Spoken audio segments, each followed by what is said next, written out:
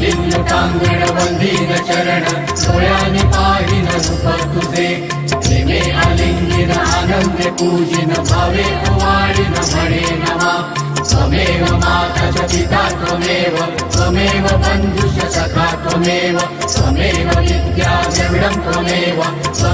सर्वं मम देव कायेन वाचा मनसेन्द्रियैव बुद्ध्यात्मना वा प्रकृति स्वभाव करोमि यद्यत् सकलं परस्मै नारायणायति समर्पयामि अच्युतं केशवं रामनारायणं कृष्णदामोदरं वासुदेवं हरिं श्रीधरं माधवं गोपिकावल्लभं जानकीनायकं रामचन्द्रं भजे हरे राम राम राम हरे हरे हरे कृष्ण कृष्ण कृष्ण हरे हरे हरे राम